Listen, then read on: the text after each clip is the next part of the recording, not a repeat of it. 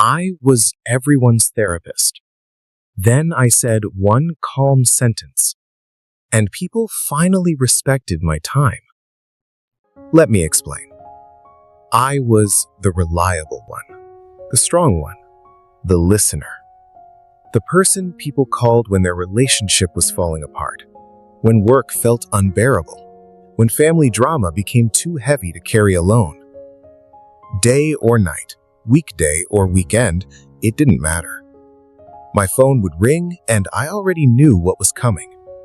Not a question, not a check-in, just problems. They didn't ask if I had the energy. They didn't ask if it was a good time. They didn't ask how I was doing. They just started talking. At first, I told myself this was what being kind looked like, that this was what being supportive meant. So I listened longer than I wanted to. I stayed on calls I was exhausted from. I replied even when I needed rest. I gave advice. I reassured. I stayed calm when they were emotional.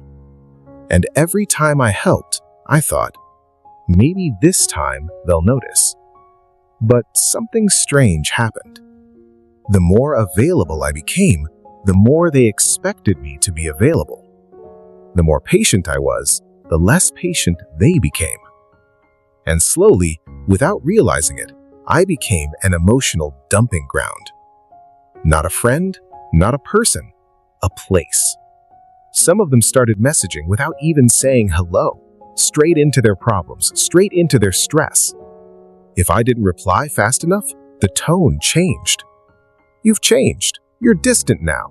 You used to care. And I remember sitting there, reading those messages, feeling tired and guilty at the same time. That's when it hit me. These weren't bad people. They weren't evil. They weren't trying to hurt me. They were emotionally draining people who had grown comfortable with unlimited access to my time. And I had taught them that access was free.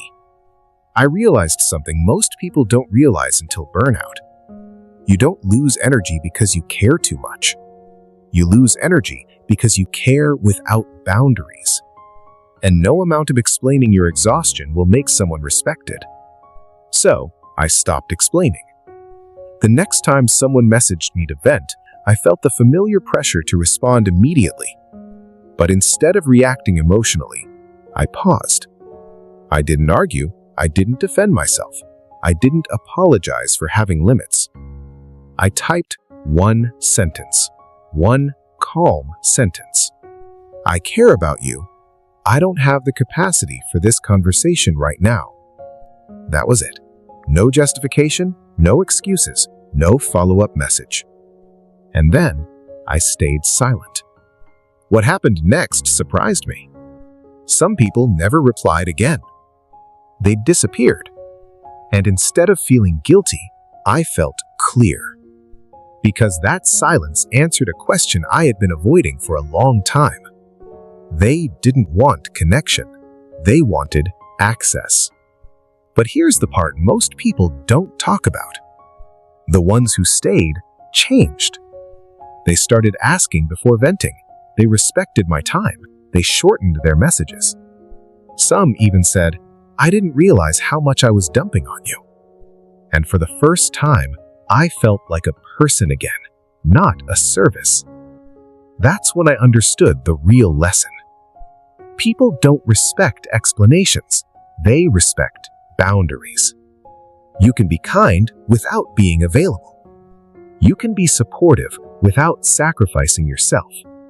And you don't owe unlimited access to anyone just because you've been strong before. Here's the truth. If someone gets angry when you set a boundary, they benefited from you not having one. And boundaries don't push good people away. They filter the wrong ones out.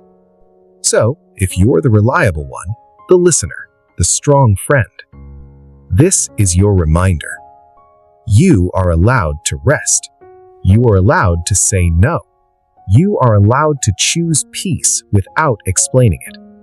Because the right people will adjust, and the wrong people will reveal themselves. What would you have done? Follow for more stories like this.